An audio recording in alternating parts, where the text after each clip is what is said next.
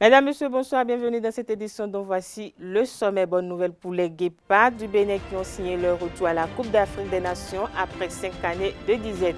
Steve Mounier et ses coéquipiers ont arraché leur qualification à Tripoli face aux Chevaliers de la Méditerranée ce lundi 18 novembre 2024. Vous suivrez dans cette édition le parcours de l'équipe nationale lors de ces éliminatoires. Le procès de Steve Amoussou se poursuit, accusé d'être le frère Onvi, auteur des chroniques ASEP contre le régime en place au Bénin, s'est ouvert pour une seconde fois ce lundi 18 novembre 2024 à la Cour de répression des infractions économiques et du terrorisme CRIET. À cette audience, la défense soulève une exception de nullité et réclame la liberté du prévenu. On en parle dans ce journal. 4 ans après sa défaite contre Joe Biden, Donald Trump est de retour à la Maison-Blanche, ceci à l'issue des votes du mardi 5 novembre 2024. Au détour d'une émission politique, l'analyste et chroniqueur politique Clément Adeoti Adéchian, fondateur du groupe ESAE, analyse les implications géopolitiques de cette élection.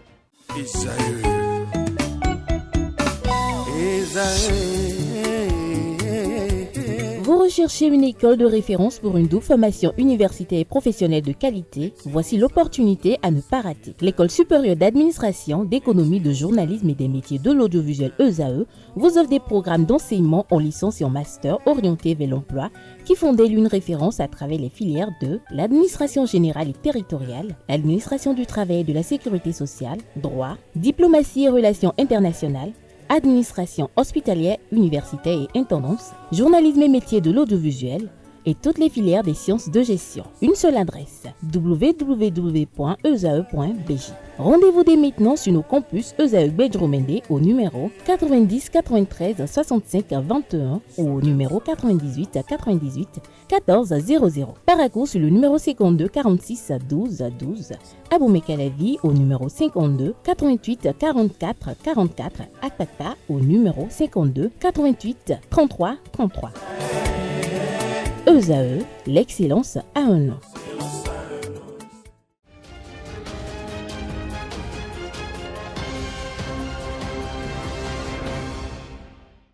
À nouveau, bonsoir, bienvenue dans cette édition. Si vous nous rejoignez, les Guépards du Bénin signent leur retour à la Coupe d'Afrique des Nations après 5 années de disette. Steve Mounier et ses coéquipiers ont arraché leur qualification à Tripoli aux Chevaliers de la Méditerranée au bout du suspense grâce à un match nul et vierge. Revivez le parcours à l'étang du 11 national des éliminatoires de la CAN Maroc 2025. Un match nul et vierge pour le bonheur des Guépards du Bénin.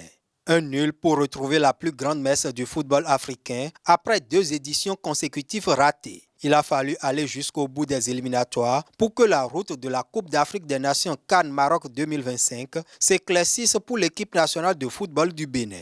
Dans l'enfer libyen, à Tripoli, Steve Mounier et ses coéquipiers ont relevé le défi de qualifier le Bénin à la phase finale de la CAN pour la 5e fois de son histoire. On est le Bénin, on ne s'est jamais facilité les choses pour aller à la Coupe d'Afrique. Je me rappelle en 2019, ça a été la même chose.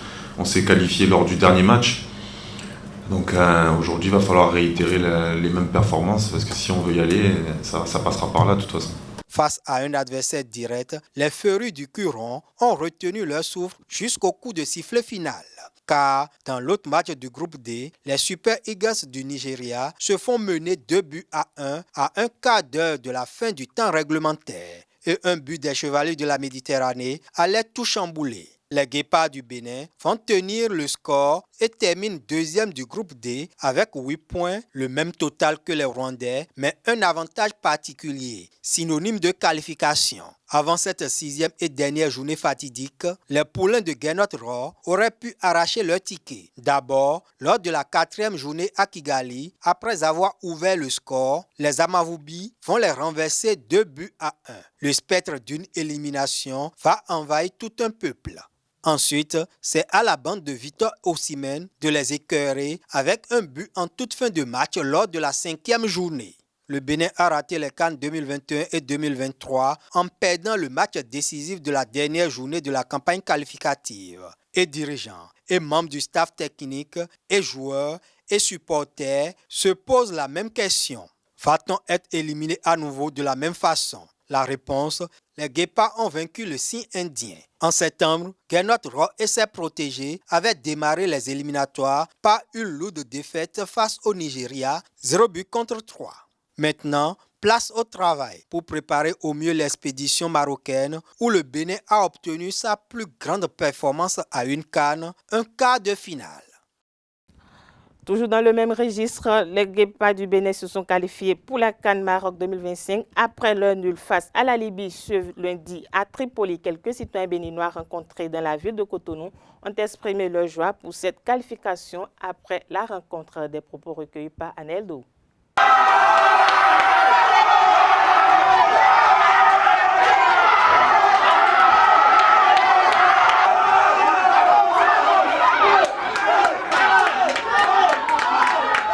Moi, je suis très comblé. Je ne sais, les mots me manquent même pour cette qualification. L'accouchement a été difficile, mais au finish, on a eu le bébé. C'est important. D'abord, nous devons saluer la bravoure de nos joueurs. Oui, ils ont été braves. Ils se sont battus du début jusqu'à la fin. Tout le monde a vu le jeu. Ils ont fait honneur, cet honneur-là au peuple béninois. Oui. Donc, vous devez comprendre que la CAN, on a été maintenant, ça fait un bon moment. Donc, il n'y a pas ce Béninois-là au jour d'aujourd'hui qui va dire qu'il n'est pas content. On remercie tous les joueurs, on remercie le staff, on remercie tous ceux qui ont contribué à cette qualification.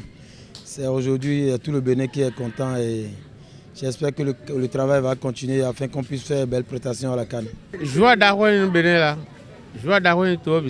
suis fier, très fier de la qualification du Bénin parce que ça fait déjà 5 ans que nous ne sommes plus participés à ce tournoi-là. Donc je suis très content pour voir cette qualification ce soir. Je suis très content. Les joueurs ils ont été braves. Du début, l'entraîneur il a vraiment su et manager son équipe. Surtout par rapport à leur regroupement. Quand ils attaquent et quand ils perdent le ballon, vous-même vous voyez la manière dont ils se regroupent, ils reviennent rapidement. Donc c'est un système, ils ont appris ça leur a marché.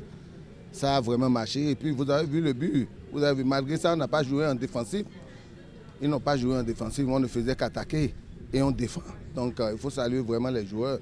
Vous avez vu le but de tout à l'heure, ils n'ont pas montré, ils n'ont pas remontré l'action. En temps normal, on devait voir l'action là, ils devaient nous repasser ça pour montrer que oui. Mais vous allez voir, ils vont repasser ça à l'avenir et vous allez voir que lorsque le gardien allait encore pour faire sortir le ballon, il a traversé, il a dépassé la ligne. Au cours du jeu, on devait avoir un but, mais l'arbitre, on dirait que l'arbitre a été payé par le match, oui. C'est comme ça, nous on a vu ça. Sinon, on allait déjà marquer un but. Le but de Steve Mounier, c'était déjà un but accordé. Si on avait même la VAR, c'était même déjà un but. J'ai vu le match là, c'était très impressionnant et aussi c'est très intense pour nos grands. Ça serait une très belle aventure. Vous avez vu lors de notre dernier CAN qu'on a fait, c'était pas mal. C'était pas mal, on est allé jusqu'à un niveau. Ça veut dire que c'est pas pour aujourd'hui là, cette qualification, c'est pas pour aller faire pied de figure encore. C'est pas pour aller faire, surtout qu'il y a encore du temps. Il y a encore plus de temps que pour l'entraîneur pour qu'il fasse mieux le travail encore, pour qu'on puisse continuer.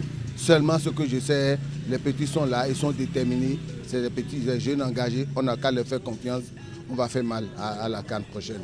Normalement, arrête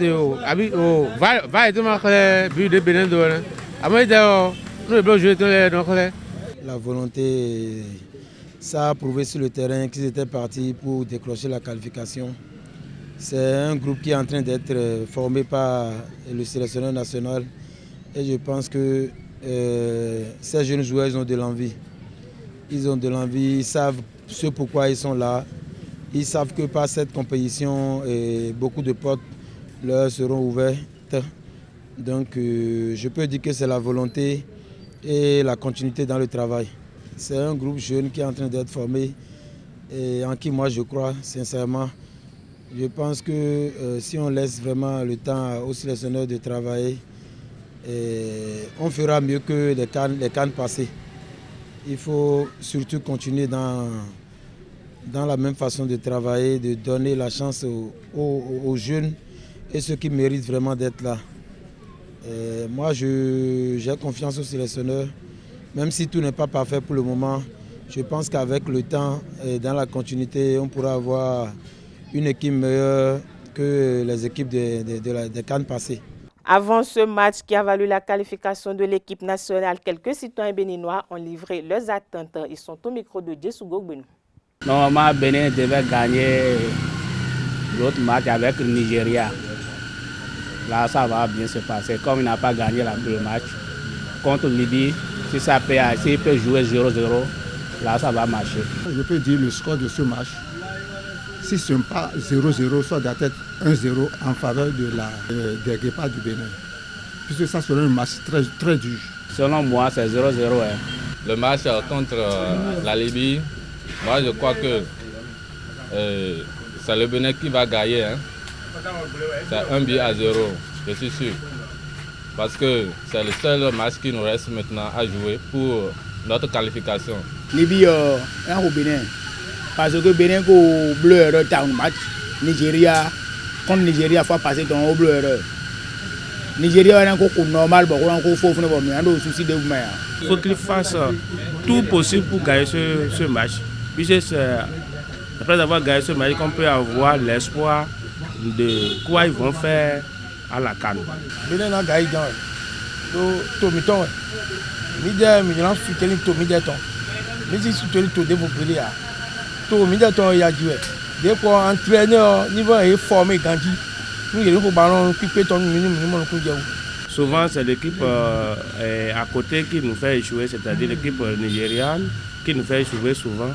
Donc, ce que nous sommes en train de voir maintenant, tout peut arriver, puisqu'ils peuvent faire des négociations pour nous faire échouer encore. Donc, à force de ça, il ne faut pas qu'ils ne cherchent pas que les autres fassent un match nul. Et les autres là, ils se mettent en tête maintenant, dès le début, pour qu'ils gagnent le match coûte que coûte à Libye. Là, ça va nous avantager, ça va nous soulager et ça va nous donner aussi de l'ambiance dans notre pays.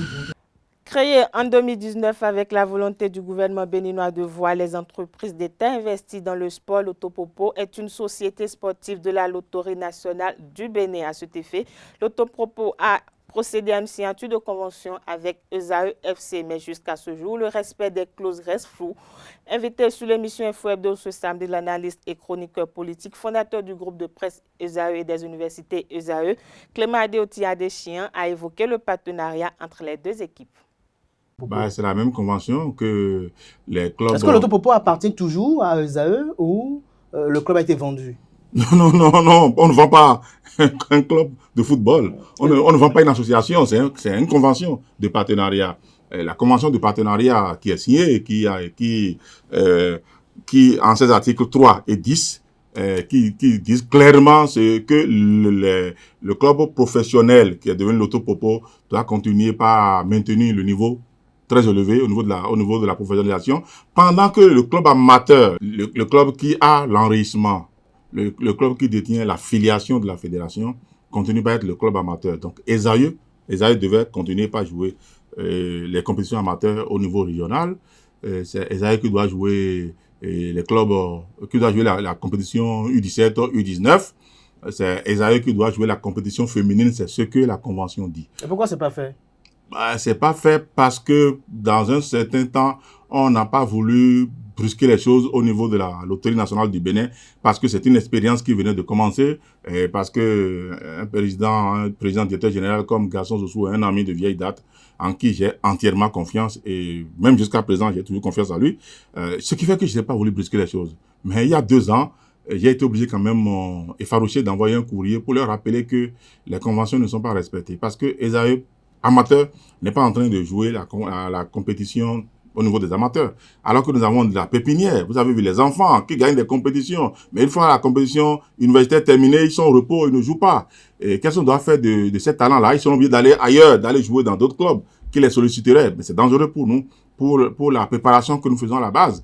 Alors, il y a quelques mois, le mois d'août, nous avons fait le déplacement d'aller rencontrer l'actuel directeur sportif de l'Autopopo, M. Wilfrido Aïbatin, qui nous a vraiment reçus, un monsieur très sympathique, qui n'a pas malheureusement la baguette magique pour régler le problème. Il est lié par le conseil d'administration, il est lié par la direction générale de la Loterie nationale du Bénin, et il n'a pu rien. Mais le directeur général, vous le connaissez personnellement? Oui, mais si je suis obligé d'en parler maintenant, c'est parce que là, je crois que s'il n'y a pas de solution, on va aller au contentieux, parce que je n'aurai pas d'autre choix, parce que j'ai des comptes à rendre. J'ai des mandants, l'association sportive n'appartient pas à une seule personne. Je suis le président, mais je ne suis pas seul. Mais il ne faudrait pas qu'on continue à me demander à un moment donné qu'il a vendu le club. Si le club ne joue pas une compétition amateur, c'est qu'il a vendu le club. Il a cédé le club, il a pris de l'argent. Mais non, c'est une convention de partenariat. Et le forfait qui a été remis à l'époque pour compenser un peu les dépenses qu'on venait d'effectuer pour la dernière compétition africaine, l'année où nous signons la convention, c'est connu de tout le monde, nous l'avons diffusé. Et si on doit capitaliser l'historique de Esaü depuis sa création pour le vendre, écoutez, la Loterie nationale du Bénin ne pouvait pas acheter Esaü FC, c'est pas possible. Il n'en aurait pas les moyens pour acheter si on devait vendre, c'est pas possible. Malgré toute la cagnotte. Mais il ne pouvait pas.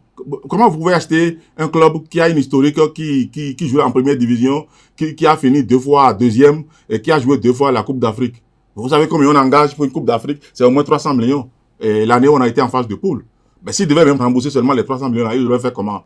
L'année où nous avons joué, la deuxième année où on a été joué au Maroc, en période presque de Covid où il n'y a pas de vol, on a dû affréter la Royal Air Maroc pour aller jouer. Si on devait leur attribuer ça, ils allaient rembourser comment? On ne peut pas vendre une association, c'est pas possible. C'est une convention, c'est un forfait, Est-ce que demain vous pouvez décider de reprendre votre club? Si la Loterie nationale du Bénin ne sont pas capables de respecter la convention, mais nous allons reprendre les AIFC. Advienne que pourra. C'est ce qui va se passer et l'autopropo va disparaître. Où ils iront commencer leur prouesse, leur processus à partir d'une ligue amateur pour monter progressivement. Mais c'est simple, la preuve. Il y a eu mes intelligences entre la CNSS et AS Cotonou. La CNSS est partie de AS Cotonou. Ils sont allés nouer un nouveau partenariat avec Audio. La CNSS joue aujourd'hui maintenant à Comé.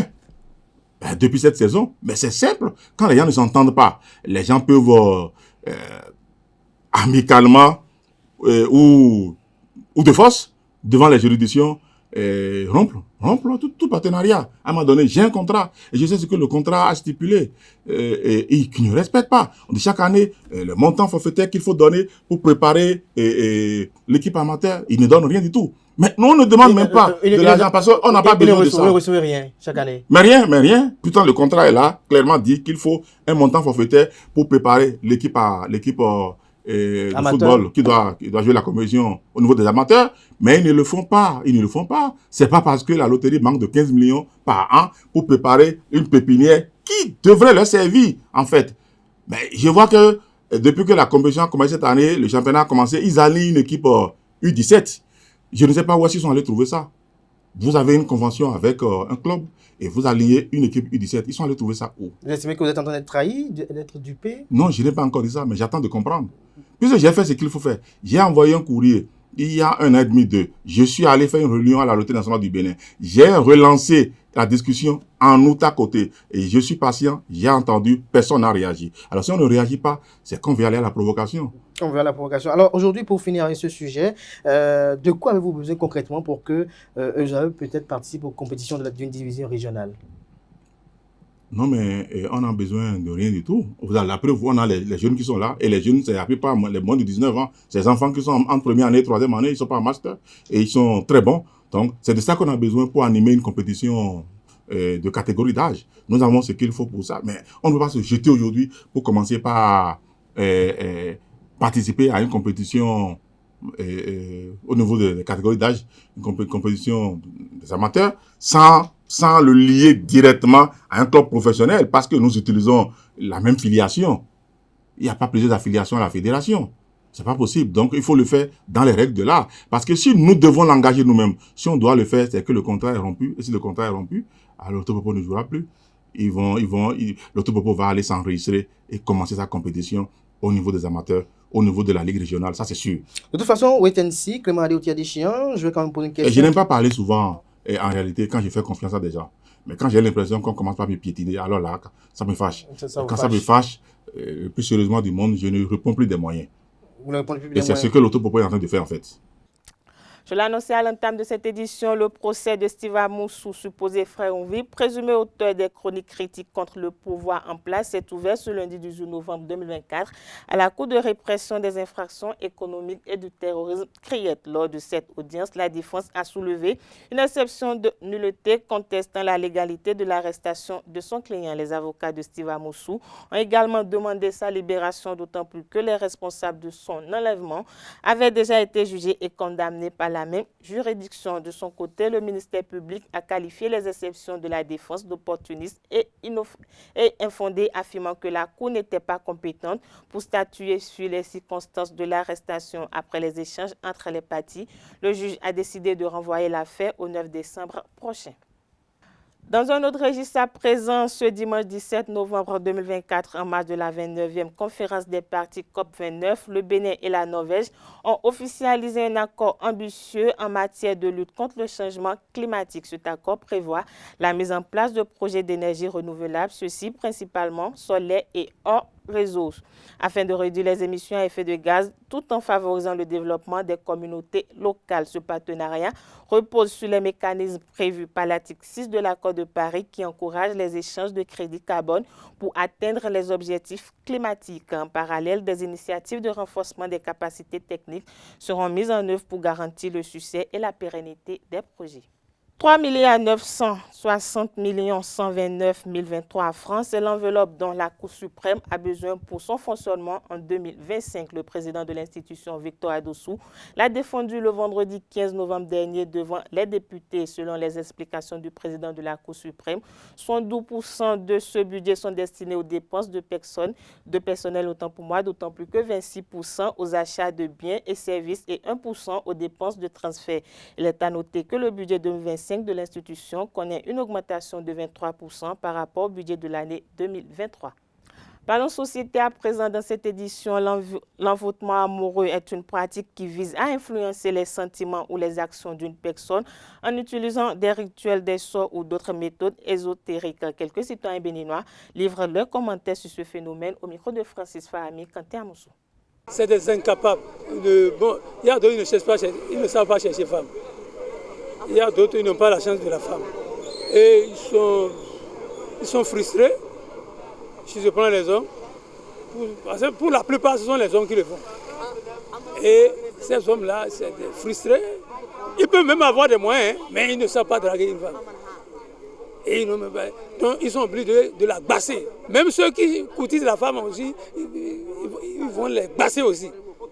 C'est-à-dire, eux, c'est leur travail, ça. Et même c'est en vogue. Et maintenant. Je connais les produits qu'on peut utiliser pour passer une femme, pour passer un homme, mais c'est pas bon. Moi-même, prendre ma main et faire ça, moi, je n'ai jamais fait ça. Jamais. Quand tu fais ça là, quelques années, vous aurez encore des problèmes. Vous aurez des problèmes. Donc il faut chercher à aimer, il faut chercher que tu sois aimé.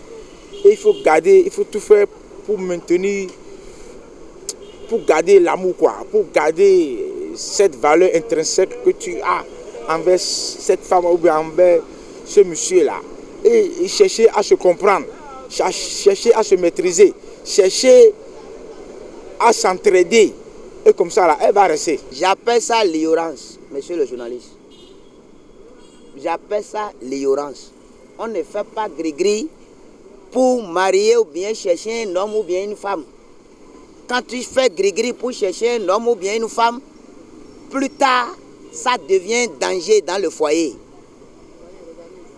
Ça devient un danger dans le foyer parce que ce n'est pas la volonté de la femme ou bien de l'homme qui s'est mis avec toi. Demain, il y aura crash. Il y aura crash parce que la fille qui est tranquille ou bien la femme qui a un enfant, deux enfants, et toi tu veux aimer ça, pourquoi ne pas être clair avec elle? Si elle veut vivre avec toi, elle vit. Si elle ne veut pas, m'aide, va chercher. Pour passer mari, bon, c'est un peu difficile. sauf si vous vivez ensemble. Sinon, tu peux la passer, mais c'est très peu. Mais souvent, c'est les hommes. Et ceux qui font ça là, souvent c'est des incapables, vous allez voir. Ils ne savent pas, et ils ont cru qu'ils ont les moyens, ou bien ils ont une place, et ils vont influencer, intimider. Bon, comme ça, ne marche pas, c'est basse. Et donc, c'est pour basser. J'en ai connu beaucoup de cas. Ça a commencé quelque part. Et de père en fils, on commence. Si tu cherches la femme où elle te fait chakra, tu vas le faire ça. Mais ça là, ça a aussi son inconvénience. Si tu fais ça là, il faut savoir qu'un an plus tard, la femme va te laisser. 1 an, 2 ans là, cette femme là que tu as bassée là va te laisser. Vous n'avez pas besoin de basser une femme. Vous avez vu ce que ça amène, mes chers journalistes? Ça amène toujours des problèmes. Ce n'est pas bon de chercher une femme parce que j'ai gris-gris ou bien je connais gris-gris. Quand tu cherches une femme avec gris-gris, la femme là, ce que vous ne savez pas sur cette terre, je ne peux pas dire que c'est les diables, mais je vais vous dire, c'est des êtres dangereux. Parlons développement local à présent. Le nouveau marché de Ganri fait peau neuve. Le joyau réalisé après plusieurs mois de travaux sera bientôt ouvert pour le bonheur des usagers, érigé en R+1 avec une couverture charpente métallique dont la partie centrale a la forme d'un parapluie.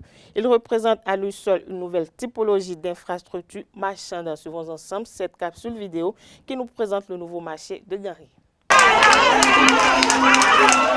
La preuve de l'attachement du chef de l'État à créer des conditions décentes aux femmes dans leur commerce, c'est sa descente surprise au marché Ganri.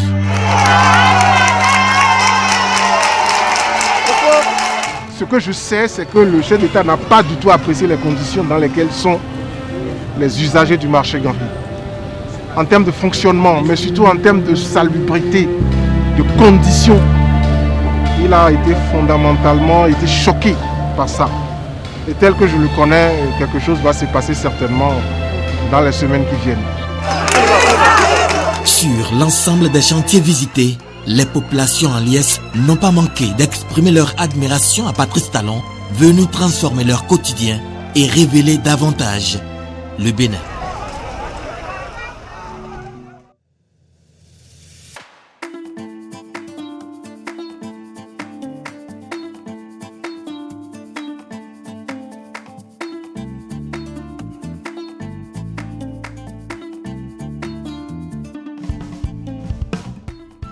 Ici, c'est un chantier particulier, c'est un marché privilégié, je vais dire. Nous avons un marché qui est un rez-de-chaussée plus un étage, avec une couverture charpente. Vous allez voir la particularité de la charpente. Nous avons une partie centrale qui est comme un parapluie. Donc cette fois-ci, au lieu que ce soit en béton, c'est quand même en charpente métallique. C'est sa particularité par rapport aux autres marchés.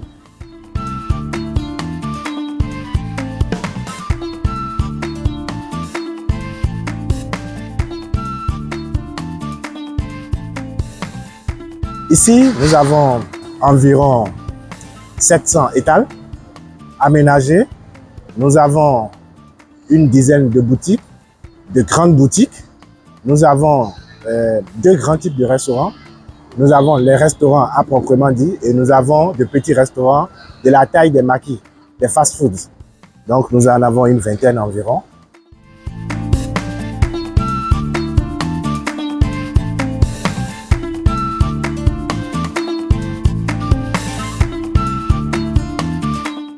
Des blodons midi, on donne les binadio. Parce que des gens mon client là n'a bien mais bon. Donc mina bon occasion ne bon à double tout grand donner coup d'azote. Mais mettre vie quand il te tend les mais bisser c'est au bédoni. Depuis qu'on a appris que on veut emménager d'ici pour aller au nouvel marché là, on est toutes contentes parce que ici là, sans vous mentir, c'est très peu. Et parfois, on vient au marché, il n'y a pas marché, on est là juste. On est tous heureux, contents d'entendre que d'ici peu de temps, on ira là-bas. On est contents. Non, bon, ce qu'ils ont fait, ils ont bien construit le marché. Mais ils ont pris le plan l'ancien, parce que rond-point qu'ils ont fait en haut là, ils ont pris ce plan pour moderniser, pour que ça améliore mieux qu'avant. Maintenant, ils ont encore fait, et il y a des fleurs à l'intérieur, bon, parce qu'ils ont bien construit en tout cas, c'est bien travaillé. Baba mettons nous acho, nous comptons nous acho gandi ne mero nous comptons mayo acho a mero doka. Nous comptons acho le mero men do ahile ko mo ahile ko ton de kon pede. Ahile jacho. Oh, aki wo de mi da yo, mi no se we ni jija o. File bien no yo, bo mi le lo courant. Bo mi no se we din surtout jija o, mi no se we din. Je won yon fi bien no family, no se we. E na che ni kaka, ma wona ne jido. Parce que de mi de sou mo azon lu aton, mi mo de azon wa lo to o me. Ni do bonu Atepipa. Programme mettons si j'ai monsieur Talon.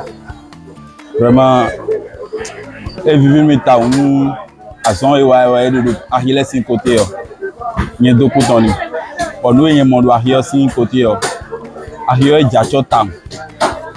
Faudrait que les jacho bon ni me juro na no ahile mele o. Minime Nous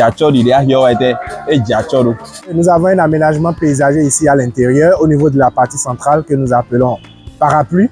C'est vrai que ça nous permet d'avoir un peu de végétation ici à l'intérieur du marché. Autour du marché aussi, nous avons des arbres et nous avons assez de place pour le parking. Sur la façade sud, nous avons parking 2 roues et sur les 3 autres côtés, nous avons parking pour les véhicules.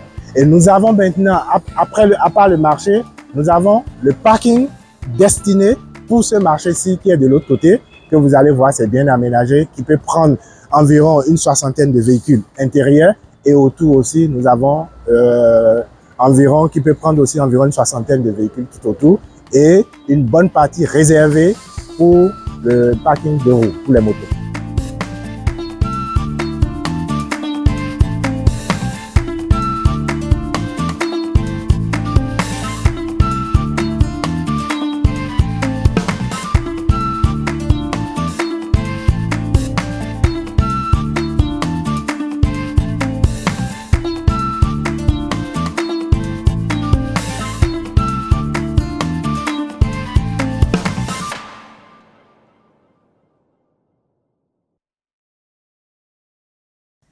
Quatre ans après sa défaite contre Joe Biden, Donald Trump est de retour à la Maison-Blanche. Ceci à l'issue des votes du mardi 5 novembre 2024 face à sa rivale Kamala Harris. Sa réaction entraîne également des incertitudes quant au futur de la politique intérieure et étrangère du pays. Reçu par Abdelkader Achirou sur l'émission Info Hebdo, l'analyste et chroniqueur politique fondateur du groupe de presse Esaü Clément Adéouti Adéchian s'est prononcé sur les implications géopolitiques de l'élection de Donald Trump. Souvent ensemble, un extrait de son argumentaire. Alors, il y a une implication majeure d'abord, implication majeure, implication mineure. Mineure parce que c'est pas, contrairement à ce que beaucoup pensent, ils ont l'impression que quand on voit Donald Trump un peu dans toute sa bruititude, on a l'impression que bon voilà, un brouillon est arrivé à la tête des États-Unis. S'il était aussi brouillon que ça, on ne va pas voter pour lui 2 fois. Ça veut dire qu'il est très structuré, il est ordonné, et c'est toujours là où il va. Et contrairement à ce qu'on pensait en Pennsylvanie, l'État qui a fait basculer les élections, il y a beaucoup de Noirs, beaucoup de Métis, beaucoup de Portoricains, beaucoup d'Américanos latines qui ont voté pour lui. Au point où on se demande, celle qui était en face, Kamala Harris, c'est une Noire. C'est une Noire. Et c'est des États où, en tant que Noire, elle devait carburer, devait catorer. Mais ça n'a pas été le cas. Alors, ça signifie que Donald Trump, malgré ce qu'on peut concevoir de lui, a pu quand même réussir à structurer son discours de sorte qu'à mobiliser cet électorat-là qui pouvait lui faire défaut. Et il a gagné les élections. Alors, deuxième chose, c'est pour vous dire que c'est un homme très structuré. Deuxième chose, il ne fera pas n'importe comment, n'importe quoi, quand il veut, comme il veut. Comme genre le monsieur fou qui a la manette du bouton rouge sur sa table, il peut appuyer pour dire je veux la guerre ici. Il a fait ça pendant 4 ans, il a pu déclencher la guerre où? Il ne peut pas. Les États-Unis, c'est un pays très organisé et le pouvoir est très structuré. Même s'il a aujourd'hui la chambre basse et la chambre haute dans les mains, il ne peut pas fait ce qu'il fait. Mais y a-t-il pas des implications sur le conflit russo-ukrainien? Déjà, un instant, il ne peut pas faire ce qu'il veut déjà. Tout est organisé. Il y a des conseillers politiques qui sont férus à la tâche. Il y a des spécialistes des questions internationales qui ne sont ni démocrates ni républicains qui seront là et qui vont faire les fiches techniques en fonction des intérêts des Américains. Ça, c'est clair, ce qu'il faut déjà noter. Il ne fera rien pour aller supporter la Russie contre les intérêts des Américains. Contrairement à ce que les gens pensent, c'est faux. Parce que on ne peut pas quand même rendre la Russie fort pour affaiblir les États-Unis. Mais quelqu'un le pense, c'est que la personne, soit il est timbré, soit il a pris le mauvais AstraZeneca à sa dernière vaccination anti-Covid. Il n'y a aucune possibilité que la Russie s'affaiblisse et se renforce au détriment des États-Unis. Donc, oubliez ça radicalement. Alors, on se dit, il va diminuer drastiquement le budget alloué à l'effort de guerre ukrainien pour affronter la Russie. C'est possible. Alors, s'il le fait, dans quel cadre? Il va devoir discuter certainement avec la Russie pour dire, bon, à l'étape où on en est, tu as pris la Crimée, tu cherches le Donbass et Mariupol, ok, stop, prends les trois et dégage. Parce que s'il prend plus, il devient plus fort que les États-Unis. Et ils ne vont pas le laisser faire. Ils ne vont pas le laisser faire.